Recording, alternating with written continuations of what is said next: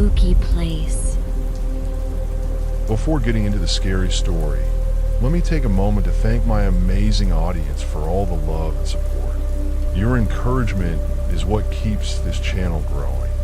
And with more of your support, I promise to bring you the most terrifying stories ever told in history. So, keep the love coming and brace yourself, because what you're about to hear isn't just a story. It's a nightmare waiting to crawl under your skin. A tale so unsettling that it will make you question what lurks in the dark. Now, sit back, listen closely, and prepare to feel truly uncomfortable. Have you ever felt like something's off about your reflection? Like maybe it lingered a second too long after you looked away? Tonight's story begins with Clara, who woke up for a simple midnight bathroom break until she saw her reflection smiling back at her. The problem? She wasn't smiling. And mirrors, dear listener, are much more than just glass. They're windows. And something just opened one from the other side. So before we begin, maybe take one last look at your mirror. If it's still just a reflection when you turn back, consider yourself lucky. Let's begin. The wrong reflection. The house was silent, wrapped in the heavy stillness of midnight. Clara stirred in her sleep, her bladder pulling her reluctantly from dreams of empty hallways and whispering shadows. Groggy, she swung her legs off the bed, the cold floor biting in her bare feet as she shuffled toward the bathroom. The only light came from the pale glow of the moon slipping through the curtains, painting the walls in ghostly silver. She didn't bother flicking on the switch. She knew the way. But as she passed the vanity mirror, something made her pause. A flicker of movement, a shift in the dark. Clara turned her head, her breath catching in her throat. Her reflection stared back at her, but it wasn't her reflection. Not really. Clara stood frozen, her face slack with sleep, her eyes wide with dawning horror. Yet the woman in the mirror, the woman who wore her face, her nightgown, her tousled hair, was smiling. A slow, deliberate curl of lips, too wide, too knowing. The reflection's eyes gleamed with something hungry, something alive. Clara's heart hammered against her ribs. She wasn't smiling. She couldn't be smiling. She willed her arm to move, to reach out and shatter the illusion, but her limbs felt locked in place. The reflection tilted its head, studying her like a predator savoring its prey. Then it blinked. A whimper escaped Clara's throat. Reflections didn't blink on their own. The mirror's surface rippled like water. A hand, her hand, but not hers, pressed against the glass from the other side. The fingers stretched, twitching, nails scraping as if testing the barrier between worlds. Clara stumbled back, her scream trapped in her chest. The reflection's smile widened further, splitting into something grotesque, impossible. And then it spoke. You should have turned on the light. The bathroom door slammed shut behind her. Clara's breath came in ragged gasps as she spun toward the door, her fingers clawing at the handle. It wouldn't budge, locked or held. Behind her, the mirror let out a soft, wet crack, like ice splitting under pressure. She didn't want to look. She had to look. The reflection was no longer just smiling. It was leaning forward, its forehead pressed against the glass, distorting its features, stretching its grin into a grotesque rictus, its eyes bulging as if struggling to break free. The surface of the mirror pulsed like a living thing, warping under the weight of whatever was trying to push through. Clara. The voice was hers, but wrong, garbled, as if spoken through water. You've always been so, forgetful. A memory flickered in Clara's mind, something her grandmother had once muttered under her breath when Clara was a child. Never look too long into a mirror at night. That's when they see you back. She had laughed it off as superstition. Now she understood. The reflection's fingers curled around the edges of the mirror, its nails blackened and cracked. The glass groaned, splintering into jagged veins. Clara screamed, finally finding her voice, and threw herself at the door again. This time, it flew open, so suddenly she nearly fell into the hallway. She didn't look back. She couldn't. The sound of shattering glass chased her as she sprinted toward her bedroom. But when she slammed the door behind her, panting, her blood turned to ice. The mirror above her dresser was already broken. Shards littered the floor, glinting like teeth in the moonlight. And in the largest remaining fragment, her reflection stared back at her, still smiling. Too late, it whispered. Then the lights went out. Darkness swallowed Clara whole. Her pulse roared in her ears as she pressed herself against the bedroom door, her fingers scrambling for the light switch. The air smelled wrong, metallic like old pennies and damp earth. Something moved in the blackness, a slow, wet dragging sound. Click. The lights flickered on. The bedroom was empty. Clara exhaled in a shuddering gasp, her knees threatening to buckle. Just your imagination. Just. Then she saw it. The broken mirror shards on the floor were arranged, not scattered randomly from impact, but placed deliberately, pointing toward her bed like arrows. And on the mattress, gleaming under the lamplight, were smears of something dark, something sticky. Her breath hitched. That wasn't there before. A whisper brushed against the back of her neck. "You left me behind." Clara whirled around. Nothing, but the air grew heavier, thicker, pressing against her skin like unseen hands. The reflection wasn't in the mirror anymore.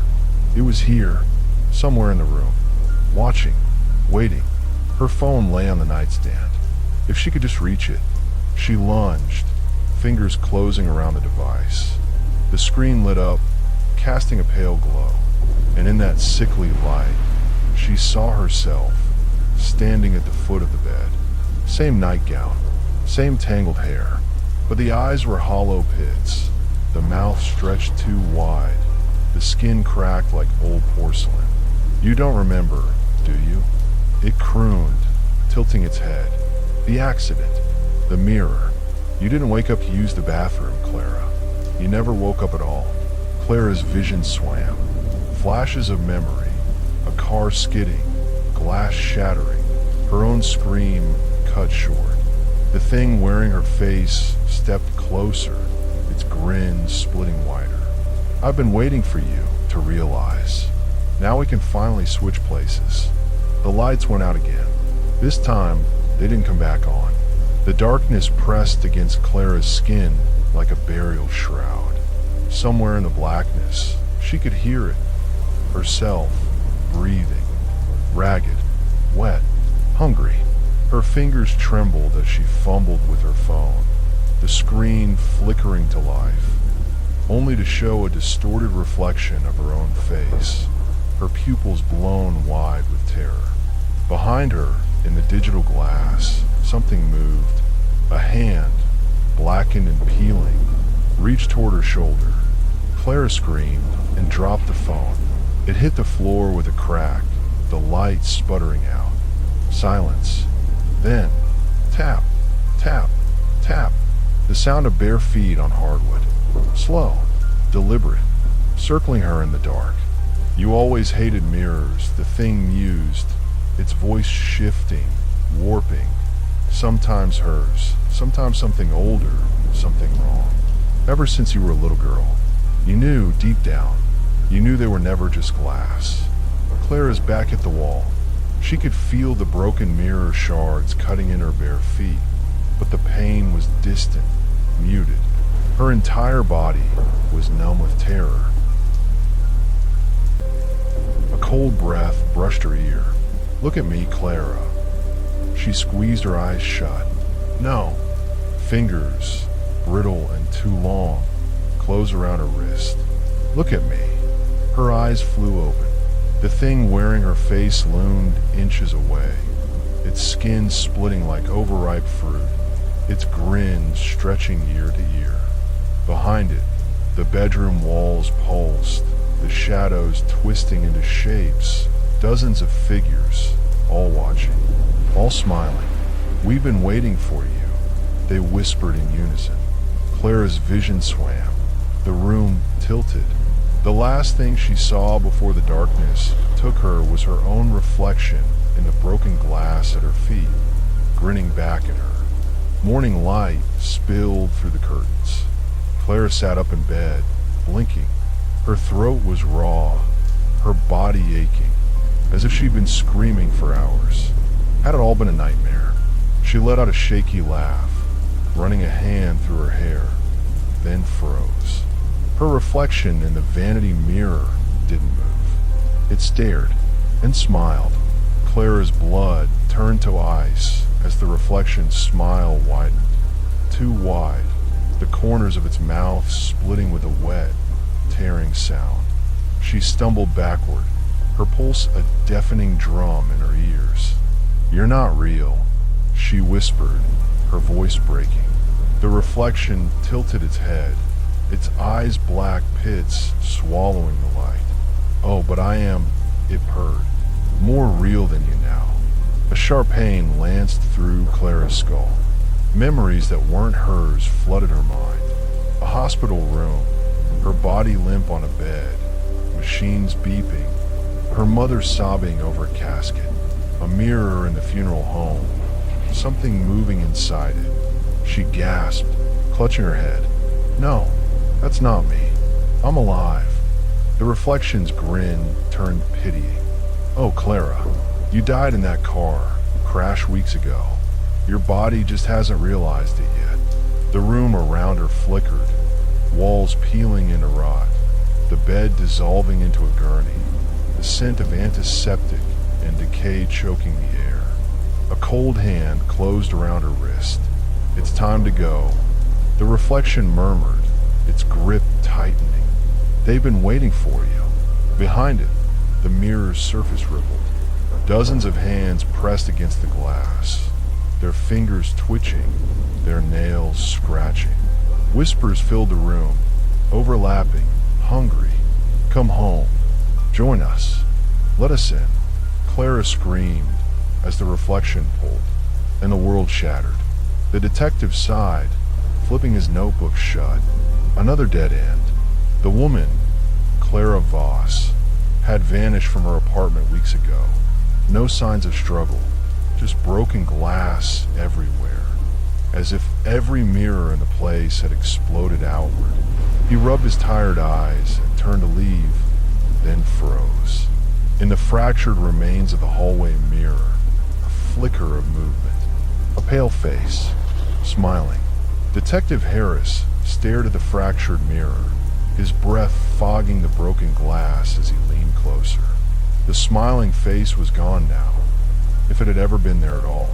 He told himself it was just exhaustion playing tricks on his mind, the same way the faint whispering sounds were surely just the winter wind rattling the old apartment's pipes. But as he turned to leave, his polished dress shoes crunched on something wet. Looking down, his stomach lurked. The floorboards were seeping dark, viscous liquid that smelled like copper and spoiled milk. The droplets led back to the shattered mirror, where something glistened unnaturally in the cracks. When he touched one of the larger fragments, the glass pulsed beneath his fingers like a living thing, warm and yielding. A strangled gasp escaped his lips as the shards suddenly liquefied, crawling up his hand in inky tendrils. Across the room, every broken mirror piece began vibrating in unison, rising from the floor like a swarm of glass insects drawn to his terror. The whispering grew louder, coalescing into words. "You looked. Now you'll stay." Harris stumbled backward as the fragments surged toward him, but the door he'd just come through was gone, replaced by an endless hallway of mirrors, each one reflecting a different version of himself, some screaming, some already smiling. The last thing he understood before the glass glass swallowed him whole was that Clara had never been the victim. The mirrors had been hunting, and now they caught new prey. The new tenant sighed contentedly as she hung the antique vanity mirror in her bedroom. The previous occupants had left in such a hurry, such a shame. As she adjusted the frame, her reflection smiled back at her with warm familiarity. Outside her window, 3 houses down, another for sale sign went up on a quiet suburban home. The mirrors always needed fresh homes, new eyes to watch, new faces to wear. And tonight, when the moon was high and the world slept unaware, another reflection would step through the glass, while something else stepped out. The antique mirror's surface rippled like dark water as the new tenant, Lila, brushed her hair before bed, humming softly to herself. She didn't notice when her reflection paused mid-stroke, fingers lingering just a second longer than her own. Didn't see the way its eyes tracked her movements hungrily when she turned away. That night, she awoke to the sound of faint scratching, not at her window, but from inside her vanity. The mirror's glass had frosted over, her breath visible in the moonlight despite the room being warm. When she reached out to wipe the condensation away, the surface gave like gelatin, her fingers sinking in up to the knuckle before something cold and grasping seized her wrist. Lila's scream died in her throat as the mirror pulled her face first into its depths with a wet slurp, her body stretching like taffy before disappearing completely. Across town, Detective Harris's wife stirred in her sleep as something climbed into bed beside her, its skin still glistening with liquid glass. "Bad dream," it murmured in Harris's voice, running newly formed fingers through her hair. When she turned to look, its smile stretched just a little too wide, its eyes reflecting infinite hallways of hungry mirrors.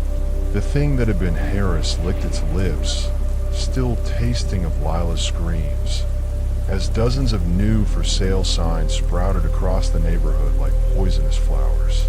The mirrors were growing impatient. The hunt was accelerating, and the reflections were so very hungry for their turn in the light. Thank you all for watching. Please like and subscribe for more scary stories.